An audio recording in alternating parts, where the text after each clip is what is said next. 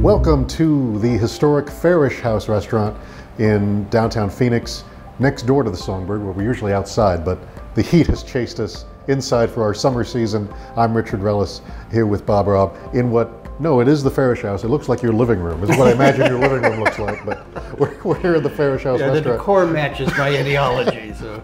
And almost as well as, I would say, as long as this has been a house, but that would be way too long, but the state has tried to get academic testing, student performance testing correct for years. And it looks like they're going to have another shot at doing so, right?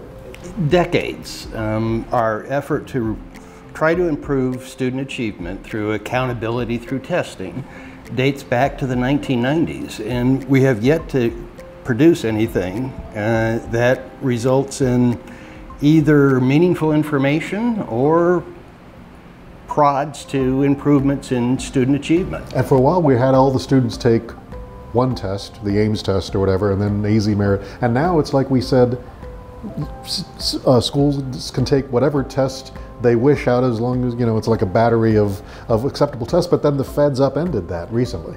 They did. 3 years ago, the legislature decided, despite all the work that we put in to develop AZ merit, that we were going to allow schools to choose from a menu of assessments.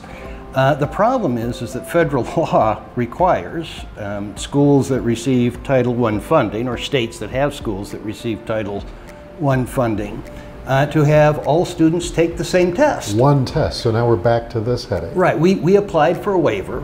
The feds just said no.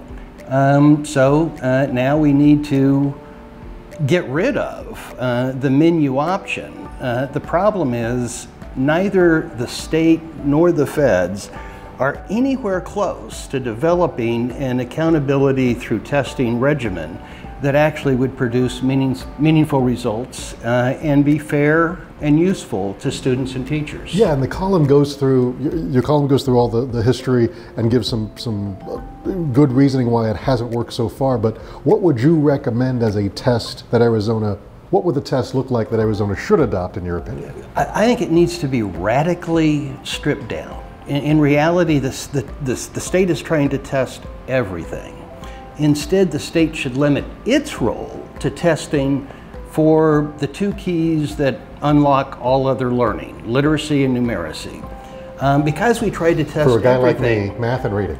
Math and, and even more limited than that, reading comprehension and computational skills. You could test that in a half a day. AZ merit takes several days, and it doesn't have any consequences for students. So after a while, they just loaf through it, and we're getting garbage results. If you actually tested for the basic skills and made that consequential for students, so if they didn't have a basic level of understanding sufficient to move on, you would give them intensive remedial instruction to allow them to catch up, or hold them back. That would, and then you just, instead of trying to create some crazy grade based upon a whole bunch of stuff, just publish the data and let accountability come from the decisions that parents make as to what schools they want to enroll their students in. Right, so far, as you point out in the column, no one's really taking up the mantle of trying to simplify it, although I'm guessing students might like it if it was down to just half a day. We'll see if the students have the power to make this happen.